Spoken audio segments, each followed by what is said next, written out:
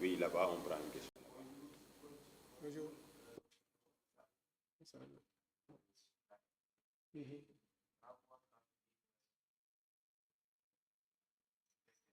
Oui.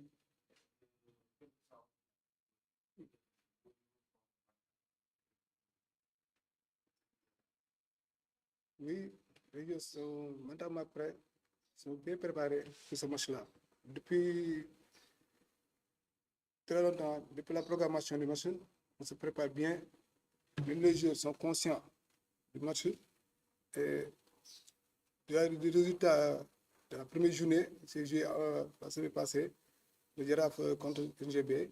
Donc, on s'est préparé pour aller gagner ce match demain. Ils sont bien préparés pour ce match. Question, on va rester toujours avec le coach. Oui. Une question, oui. Mhm.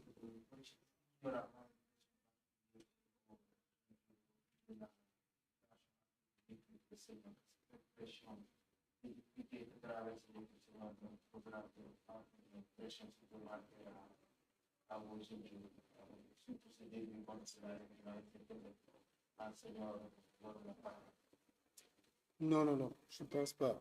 Je ne pense pas, ça va affecter le match avec les jeunes aussi. On s'est bien préparé sur ça. Ils savent la situation du club, mais néanmoins, on se concentre seulement sur notre catégorie et sur notre championnat et la Coupe de la Ligue. Le problème de l'équipe, le problème, c'est autre chose. C'est avec les dirigeants, ils vont régler ça en interne. Mais pour mes joueurs, je les dis de même pas parler, même pas de penser sur ça. De se concentrer sur le travail et ce qui les attend pour cette saison. C'est un peu difficile, mais ils sont encore jeunes, ça ne le concerne pas. Il n'a qu'à focaliser sur le match de demain et de la saison. Une autre question, oui. L'affaire de Moussa Papa, Ça va bien. vous lancez aux supporters des deux camps. Oui. Pour qu'à la fin, il y ait cet esprit de fair play, la non-violence. Sur ça, la non-violence, le fair play, j'appelle tous les supporters de Guédiawaye et Pikine de venir soutenir les équipes dans le cadre de fair play. Parce qu'il y aura de bons jeux, il y a un bon match qui va se passer demain, Inch'Allah. On va terminer ce match dans le cadre de fair play, qu'il n'y aura aucun problème. Je pense bien qu'il n'y aura pas de problème à mon niveau. Même j'ai parlé de ça avec les supporters hier. Je leur ai parlé de venir supporter, il n'y a aucun problème. Alors, nous allons prendre le jour, peut-être deux questions en français au moins. Alors, Albert, déjà, on est prêt pour jouer ce match?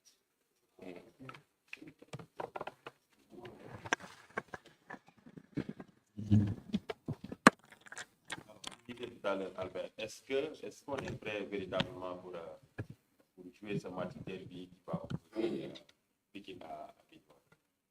D'abord, bonjour, je vous salue à vous tous qui êtes ici présents. Oui, nous sommes prêts pour le match de demain. Nous sommes très bien préparés pour le match. On connaît l'enjeu, mais ça sera qu'un match de football quand même. Voilà. Et on fera tout pour gagner le match, pour bien débuter la compétition.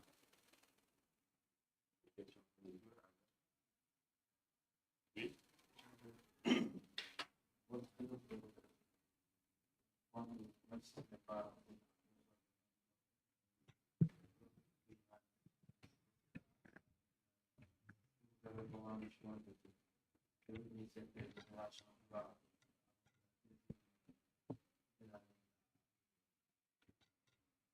Oui, on est bien conscient de cela parce que l'année dernière, on était jusqu'en quart de finale, mais malheureusement, on n'a pas poursuivi la course.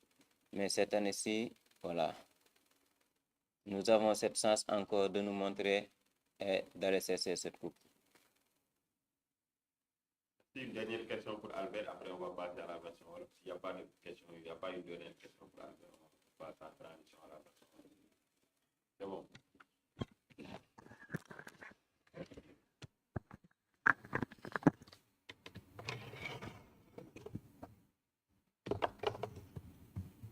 Alors, coach, comme ni ko waxee léegi ci kàllaama nasaraan nga war a jouer suba match bu am solo mais match boo xamante du yomb nga war ko jouer ak sa dëkkandoor alors déjà nan ngay waajale match bi waaw comme ni ko waxee sànq rek match bi ñu koy waajalee comme ni may tout le temps ni may waajalee sa match rek li nga wax rek lu ma wax booy nee na leen góor si nee na leen ñu doon lu match football bien vrai que derby la Pikine Guédiawaye derby la même en match cadet junior senior derby lay doon mais nag dans ce cadre de football pour aller jouer pour gagner sa match là amul lenn amul benn problème na seen di benn du dem jouer gagner match bi parce que loolu mooy loolu la football amul leneen amul xulu amul xeex amul dara loolay wax man ne bu leen dem xulu di xeex bu leen jël problème yoo xamante di ko teg ay xale ngeen ay jeunes ngeen allez jouer sa match gagner comme match ngeen préparé match yëpp ngeen préparé waaw. oui une question à wolof bu am looy laaj ci wolof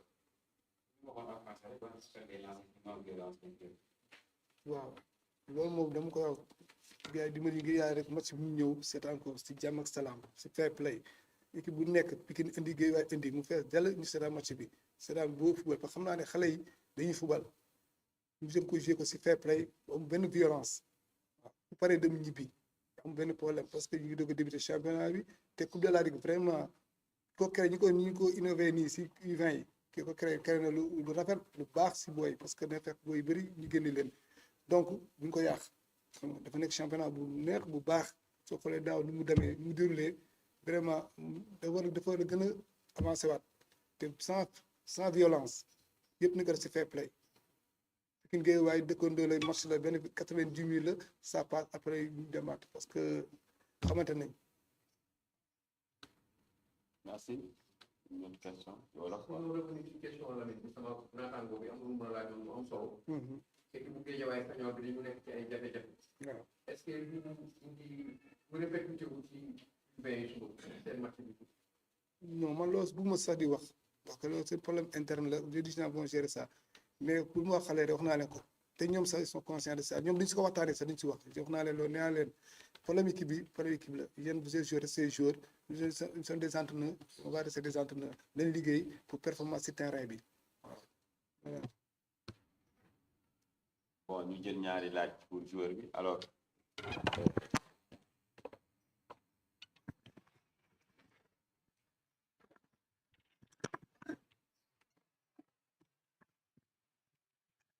Albert comme ni ma la ko laajee tout à l'heure déjà yéen ban état d'esprit ngeen nar a jouer match bi nga xamante ni da leen di opposé ak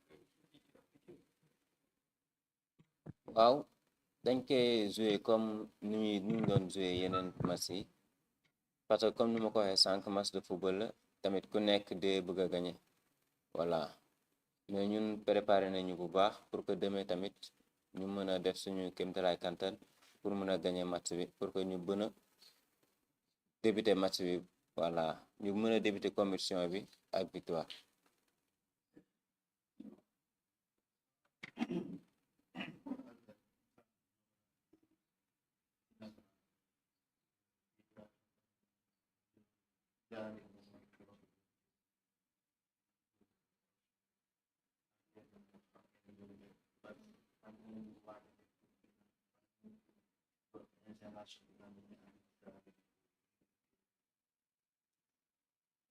waaw ñun am nañ envie dem voilà jëli coupe bi mais dañ koy def nànk-nànk parce que demee la ñuy commencer compétition bi suba la ñuy commencer compétition bi voilà kon daaxanaan dañuy def match par match pour que ñu gën a mën a avancer nànk-nànk daal. Merci beaucoup.